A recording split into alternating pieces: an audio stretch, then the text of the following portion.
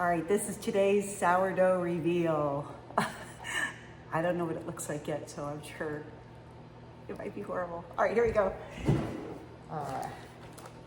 Probably should have had the hot pad holders ready. Let's go.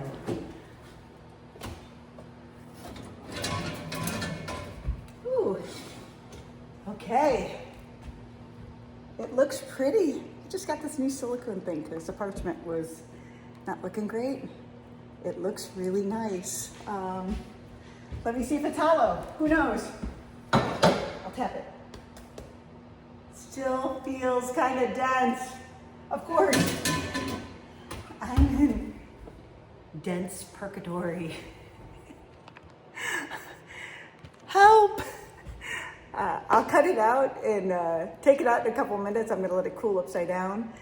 None of these sourdough ladies tell you all the tricks. First of all, don't ever use chlorinated water. Weigh your stuff on a scale. I just bought a new scale because I couldn't tear my last one, which was a cheapy male one. So we'll see how this works later. Not today, because I don't show products to. Anyway, I got a scale. I got the silicone mat, and I was overworking my dough, so I tried to soften it up so I wasn't so aggressive with my dough. Being a former ceramic person who worked clay, you have to knead it really hard. You rip the gluten like that, and I didn't know that, so Claude AI told me I was overworking my dough. So this is the first version of not working the dough so aggressively.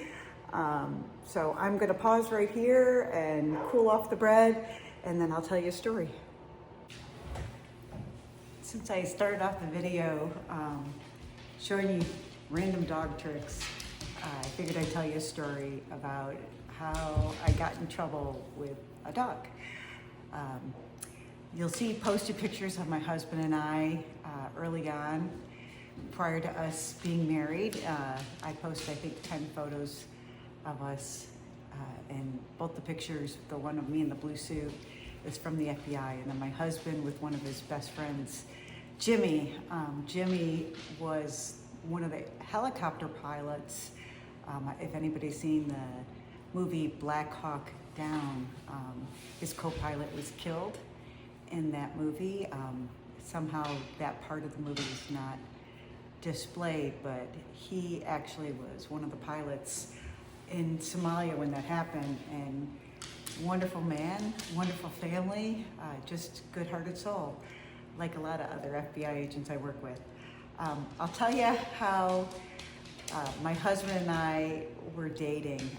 When we first started dating, we were both on the same drug squad called Safe Streets. And we wanted to keep it a secret because we were afraid people would talk, even though we were both single, and we didn't want people to think that we were doing things together just because we were dating. So I went up to my boss and I said, hey, like, we're dating, but I don't want anybody to know, and is there a chance that we could be put on different squads? And my boss said, don't worry, that's not gonna last. And here we are, 35 years later, and we're still together. So I'm going to tell you about one of our reverse drug operations. We had quite a crew. We had two of our friends that were on our squad named Carrie and Mike. They were going to do the handoff of the drugs from the vehicle to the bad guys that we thought at that time were connected to a significant drug gang as well as the cartel. So back then, in the early 90s, like 1991, 1992, we didn't have a lot of sophisticated equipment.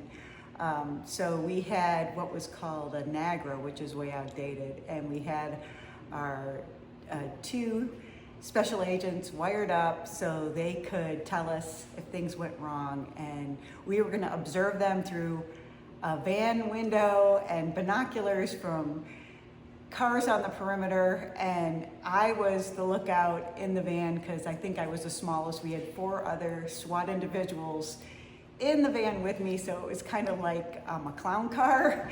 Like, this was not a big van. This was a van that you would, like a plumber would use. And we were in this van waiting in the hot weather in the sun for the drug transaction to transpire. And I got headphones on my head and I'm listening to every word that they say, and I see the cars pull up and I see Mike and Carrie get out, and Carrie's supposed to say, don't pull any of that John Wayne shit if things go bad. Like a really random phrase that means like, hey, we're in trouble, come help, everybody come out and grab these guys. So that was the cue. So I'm watching out the window and I see Mike and Carrie open up the trunk of their car, and before you know it, the bad guys come in and they snatch the money without delivering any drugs. And I'm like, holy shit, it's a ripoff. So they're running and Mike and Carrie are chasing them. And I say, go, go, go. Like, and Carrie's like, don't pull any of that John Wayne shit. And everybody jumps out of the van, SWAT starts jumping, and 3 different bad guys run in different directions. Carrie starts to chase. I start running out of the van and I still had the headphones on, not realizing, and the headphones at that time had a wire. And I rip the cord while I'm running and I take off running, and I got one of the bad guys in sight. I am running my ass off, and he jumps a fence and I jump a fence. And this giant Rottweiler, I swear to God, it was like 120 pounds, comes tear ass after us. And the bad guy goes to a taller fence, which is next to an electric company that's like 13 feet high. And I have to run with the Rottweiler at my ass. And I literally jump head first and flip over the fence with my feet and do like a somersault, and like I'm checking myself to see if I'm bit. I still got an eye on the guy, and he's jumping this fence on this electric company. And I figure I'm gonna run around the block, catch him on the other side. I have my radio and I'm calling it out. In the meantime, my husband is in a Bureau vehicle with his partner, Martha Dixon. And they're driving around trying to find, where we're at. And I'm screaming, I'm chasing him, I got an eye on him. I must chase this guy for, 15 minutes, but he's losing wind and I can run. I finally get close to him and I see my boyfriend, now husband, pull up, smash him with the driver door, and take him out to the ground. And I'm like, I just chased that guy for like 2 miles. Like, I wanted to be the person to handcuff my husband, takes out his handcuffs, locks him up, and Martha goes, Craig, you just hit that guy with that car. I go, I certainly did not. That guy hit my car door with his body. I didn't hit him. And Martha's all offended. And the guy's like, oh, help, I'm hurt. He wasn't really hurt. He was just like bruised a little bit. And we apprehend both the guys, get the money back. And needless to say, we didn't get any dope that day at all. And I look at my husband and I said, that was my arrest. He goes, are they your cuffs? And I'm like, no. I'm like, but I chased him for like 1.5 miles. And he goes, did you catch him? And I was like, I absolutely hate you. So he gets credit for the arrest statistic. I get credit for the ripped headphones and the deal gone bad. And that is how our dating experience began, with my husband achieving something in a much easier way than took me a lot of time. And he's like, why run when you can drive? So that is my short story for the day. I am gonna show you this bread when I cut into it, and that will take a while. So when I cut into the bread, I'll do the reveal like they do on camera. They squish it. It probably won't be squishable, probably like a hard bagel. I'll add that on later, and have a nice day. That was a short one. See you later. Bye.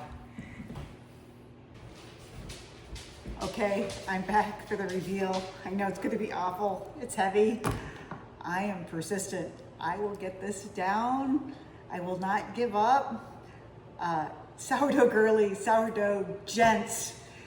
Tell me how to do this. I can't get it right. All right, I'm gonna cut into it. Here we go. It looks beautiful, but I could tell it's gonna be soggy. Ay, ay, ay. My dogs are ready to eat it as biscuits. Timber's waiting patiently. There it is.